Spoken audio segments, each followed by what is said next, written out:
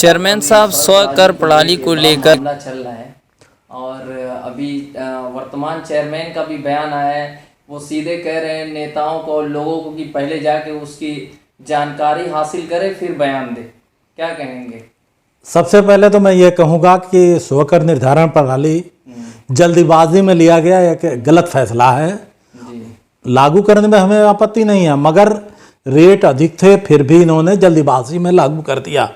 और ये झूठ बोलने का सबसे बड़ा झूठ ये बोलते हैं और ये कहते हैं कि कोपा में लागू हो गया, घोसी में लागू हो गया, जबकि एकदम झूठ बोल रहे हैं।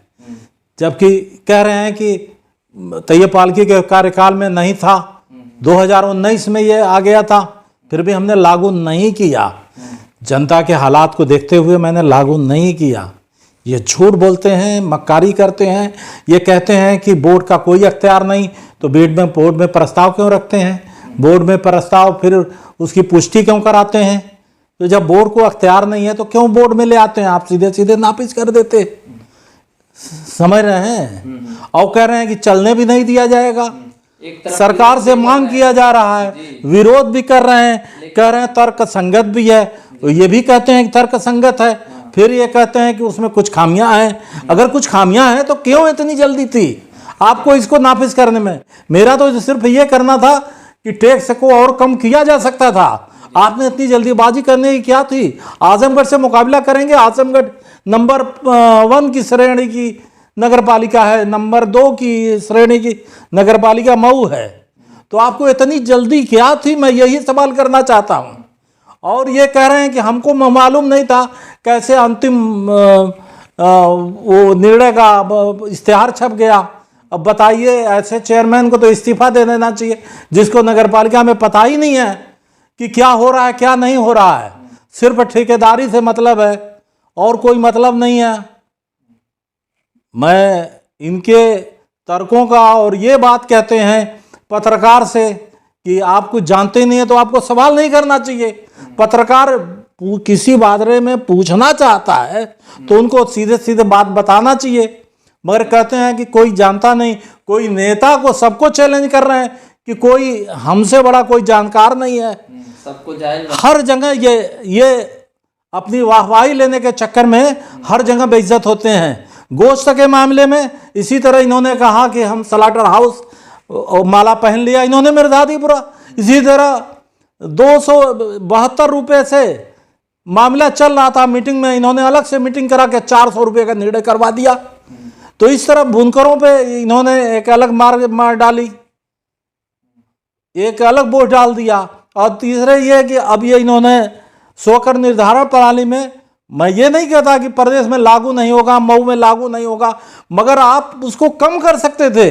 इतनी जल्दीबाजी क्या थी? और जगह देखते आप और कम कर सकते थे, जनता को राहत दे सकते थे। गरीबों का जो आप कह रहे हैं कुछ खामियां हैं, खामियां अगर थी, तर्क संगत नहीं था। आप फिर एक जगह कहते हैं तर्क संगत है, फिर कहते हैं कि लोगों के की भलाई के लिए लोग समझ नहीं पा रहे हैं। एक तो उसको जस्टिफाई कर रहे हैं कि जो हमने नाफिज किया सही है, फिर एक तरफ कह रहे हैं कि हम कुछ गलतियां ना गई हैं, मैं उसकी लड़ाई लड़ूंगा।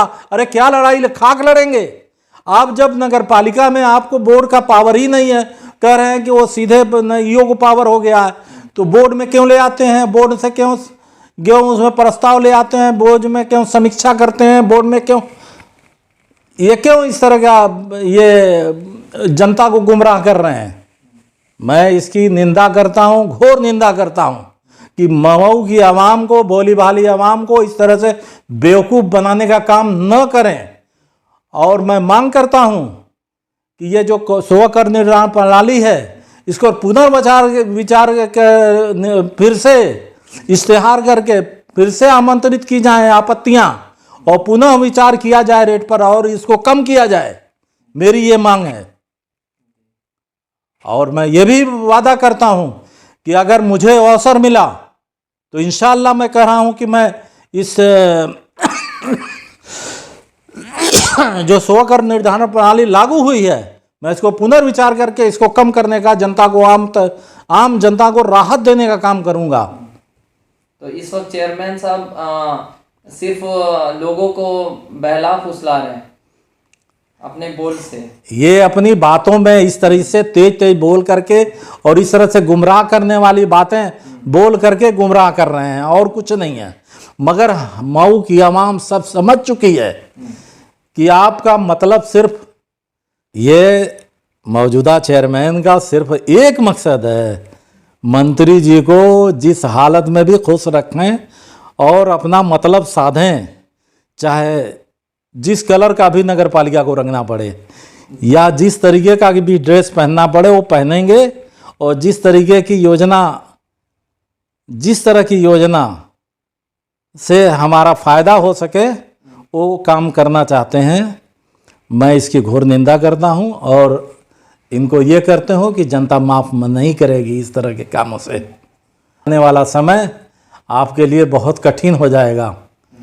इस तरह से जनता को गुमराह करेंगे तो आगे आने वाला दिन बहुत दिक्कत वाला होगा।